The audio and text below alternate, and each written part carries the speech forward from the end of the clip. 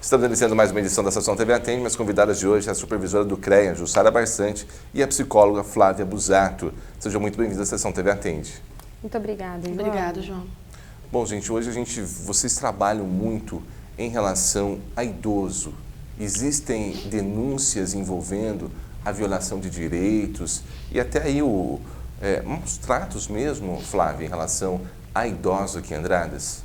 João, infelizmente, o número de denúncias ele é crescente no município. A gente tem uma demanda muito alta em relação à violação de direitos, negligências para com idosos em Andradas. De que maneira essas denúncias chegam até vocês no CREAS? Ô, João, através de denúncia anônima de pessoas próximas, né, de vizinhos. São várias pessoas que fazem essa denúncia chegar, mas, Flávia, o que é mais comum hoje acontecer com o idoso nesse momento? Quais são essas violências, esses maus tratos que muitas vezes o idoso acaba sofrendo? Tem uma diferença entre violência e violação. Então, muitas vezes, o idoso ele não está sujeito à violência física, né? Mas ele está sujeito à violação de direitos.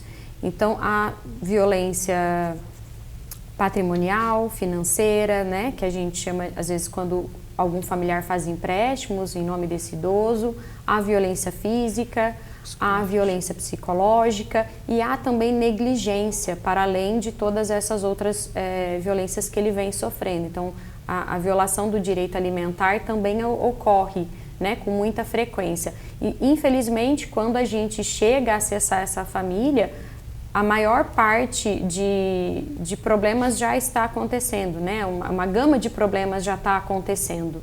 E a maioria das vezes isso envolve essa questão financeira, questão de empréstimos, entre outros? Com bastante frequência envolve sim a violência patrimonial de familiares, conhecidos que fazem empréstimos em nome dos idosos, que não pagam, né, não repassam esse valor devido aos idosos e os idosos, a fim de não prejudicar as pessoas com quem tem afeto, evitam de tomar outras providências.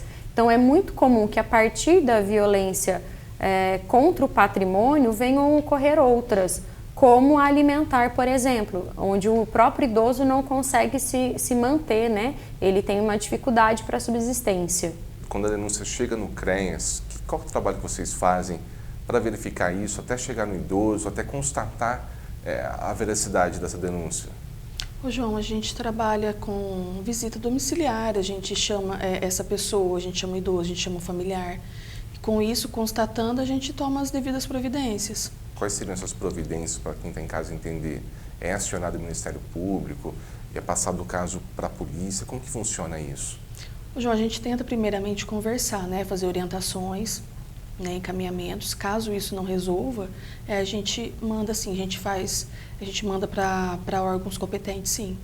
No caso, Flávia, isso também acaba mexendo com o psicológico da pessoa, né, do idoso, né, que muitas vezes passa por uma situação constrangedora, fica aí financeiramente, muitas vezes, sem o dinheiro, acaba se endividando e isso acaba abalando também, né? Sem dúvida. E ainda que a ação do CREAS tome outras proporções, acionando os dispositivos necessários, né? Muitas vezes o judiciário, muitas vezes a polícia militar, a polícia civil, a ação do CREAS ela se mantém, porque é preservar o direito desse idoso. Então, a questão judicial ela ocorre em paralelo às ações que a gente desenvolve com esse indivíduo. Seja por meio de psicoterapia, quando necessário, encaminhado para a rede, seja em benefícios eventuais para garantir a moradia, a alimentação, angariar outros familiares que possam prestar esses cuidados quando o idoso já não é capaz de se manter sozinho. Então, os cuidados do CREAS, ele se estende para além das consequências jurídicas de cada caso. É uma rede de apoio. Exatamente. A gente sempre trabalha em rede, né? A gente sempre trabalha de forma intersetorial. Sozinho, a nossa ação ela é muito limitada. A gente precisa de outros dispositivos e, mais do que nunca, acionar os familiares, as pessoas com vínculo que possam prestar essa assistência ou, em determinados casos, uma situação digna, que seja numa instituição de longa permanência. Você percebe que isso vem aumentando e vem se tornando preocupante, esses casos aqui de denúncias envolvendo aí problemas relacionados aos idosos? A gente recebe semanalmente muitos casos que envolvem idosos e, na grande maioria dos casos que são encaminhados, a gente constata essa violação de direitos. Não só tem denúncias, como tem denúncias que se efetivam, né, que de fato estão acontecendo na investigação de cada situação. Quem está aqui pode denunciar, pode procurar o CREAS, pode fazer de forma anônima também, né? É só no CREAS, tem um telefone, como que funciona isso? Não seria só no CREAS, embora o CREAS ele está aberto, né, para atendimento dessas eventualidades. Numa situação eventual de risco à vida, é sempre importante a gente acionar os órgãos competentes para isso. O trabalho do CREAS ele é um trabalho que a gente não pode esquecer, sobretudo assistencial, né? A gente vai manejar desde que esse idoso não esteja correndo outros riscos. Então, ele recebeu uma agressão física, é importante acionar a polícia militar.